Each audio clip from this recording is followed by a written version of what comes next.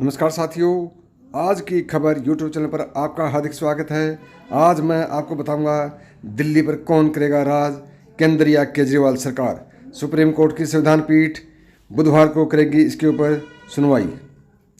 दोस्तों, दिल्ली पर किसका नियंत्रण होगा? दिल्ली पर कौन राज करेगा, केंद्र या केजरीवाल सरकार? क्या उपराज्यपाल के हाथ में होगी सारी शक्तियाँ? जानिए विस्तार से इन सभी मुद्दों पर 7 सितंबर बुधवार को सुप्रीम कोर्ट की संविधान पीठ सुनवाई करेगी। सुप्रीम कोर्ट ने सोमवार को कहा कि 5 सदस्यीय संविधान पीठ दिल्ली में सेवाओं के नियंत्रण को लेकर केंद्र तथा दिल्ली सरकार के बीच विधायी कार्य शक्तियाँ के दायरे से जुड़ी कानूनी मुद्दों पर 7 सितंबर को सुनवाई करेगी। भारत के प्रधान न्यायाधीश यानी CJI की अगुवाई वाली पीठ ने दिल्ली सरकार की ओर से पेश वरिष्ठ अधिवक्ता AM सिंघवी की उन दलीलों पर गौर किया कि मामले को कुछ तत्कालिकता के कारण एक पीठ के समक्ष सुनवाई के लिए सूचीबद्ध किया जाए। CJI ने कहा, मैं जस्टिस DY चंद्रचूड़ से चर्चा करूंगा। हम 7 सितंबर को जस्टिस चंद्रचूड़ की अगुवाई वाली एक संविधान पीठ के समक्ष इसे सुनवाई के लिए सूचीबद्ध करेंगे। केंद्र की ओर से पेश हुए सॉलिसिटर जनरल तुषार मेहता ने कहा कि वह मुकदमे की तैयारी के लिए कुछ और दिनों का वक्त मांगेंगे।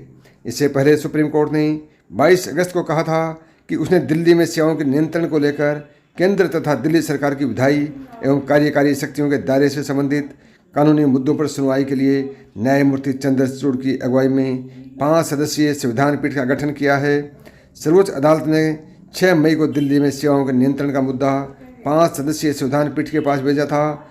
CJI ने तब कहा था कि इस पीठ को भेजा गया मामला केंद्र तथा दिल्ली की विधायी और कार्य की शक्तियों से संबंधित है।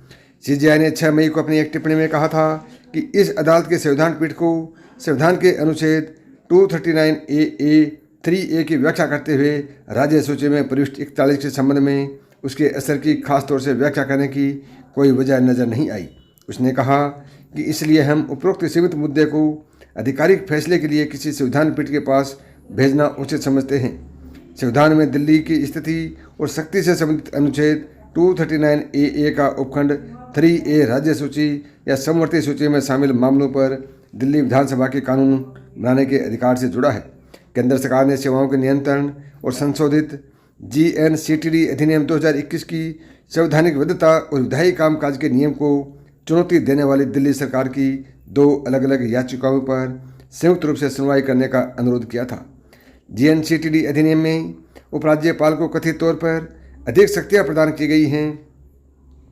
यह याचिका 14 फरवरी 2019 के उस खंडित फैसले को ध्यान में रखते हुए दायर की गई हैं जिसमें न्यायमूर्ति AK सिकरी और न्यायमूर्ति अशोक भूषण अब दोनों सेवानिवृत्त हो चुके हैं कि पीठ ने भारत के तत्कालीन CJI को उनके विभाजित फैसले के मद्देनजर दिल्ली में सेवाओं के नियंत्रण के मुद्दे पर अंतिम फैसला लेने की 3 सदस्यीय पीठ के गठन की सिफारिश की थी। जस्टिस भूषण ने तब कहा था कि दिल्ली सरकार के पास प्रशासनिक सेवाओं पर कोई अधिकार नहीं है। हालांकि जस्टिस सिकरी की राय उनसे अलग थी। दोस्तों, यह थी आज की प्रमुख खबर। यदि अभी तक आपने आज की खबर यूट्यूब चैनल को सब्सक्राइब नहीं किया है तो अभी सब्सक्राइब करें। नमस्कार दोस्तों।